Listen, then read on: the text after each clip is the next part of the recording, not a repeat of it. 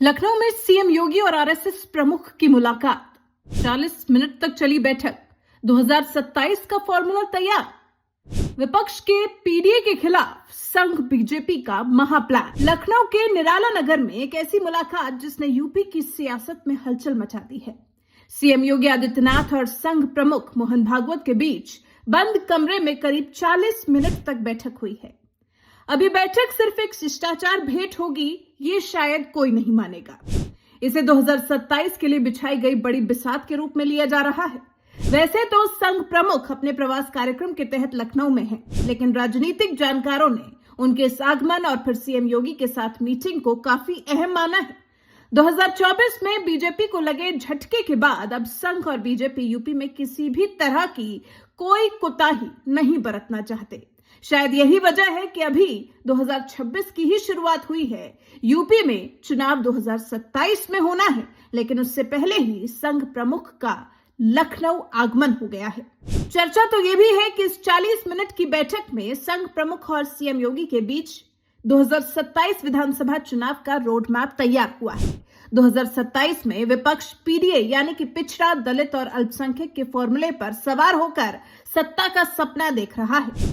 संभव है कि इस बैठक में विपक्ष के इस चक्रव्यूह को तोड़ने पर भी बात हुई हो। संघ अब यूपी के गांव-गांव में सामाजिक समरसता अभियान तेज कर सकता है, ताकि जातियों में बटे हिंदू समाज को फिर से हिंदुत्व की छतरी के नीचे लाया जा सके।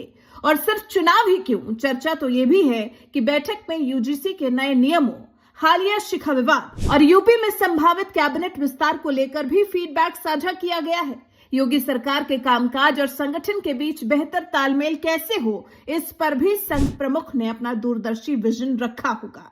इससे साफ है कि 2027 की लड़ाई इस बार बेहद दिलचस्प होने वाली है। एक तरफ विपक्ष का जातिगत गणित है, तो दूसरी तरफ संघ का संगठनात्मक ढांचा और योगी का बुलडोजर वाला प्रशासन। हालांकि यूपी में ये जो तैयारी शुरू हुई है, इसके लिए विपक्ष ने नैरेटिव सेट करना भी शुरू कर दिया है। नैरेटिव घबराहट का, 2024 की हार से बीजेपी और संघ के डरे होने का। अखिलेश ने तो कहा है कि जब जनता साथ छोड़ देती है तो बंद कमरों में बैठकें काम नहीं आती। जैसे ही मोहन भागवत और सीएम योगी के बीच में बैठक खत्म हुई, वैसे ही अखिलेश ने इशारों में कहा है कि डबल इंजन अब संघ के सहारे पटरी पर लौटने की कोशिश कर रहा है। अभी हाल ही में योगी ने कहा भी था कि 2027 में धूम धड़ाके के साथ डबल इंजन की वापसी होने वाली है, लेकिन सपा का मानना है कि उनका पीडीए वाला किला काफी मजबूत है, ऐसा कि नागपुर का आरएसएस मुख्यालय भी उनकी इस रणनीति को हिला नहीं सकता। वैसे आपको क्या लगता है, आरएसएस प्रमुख और योगी के बीच हुई ये बैठक बीजेपी को यूपी में हैट्रिक लगा पाने में मदद करेगी? इस बारे में आपकी राय हमें कमेंट सेक्शन में जरूर बताइएगा।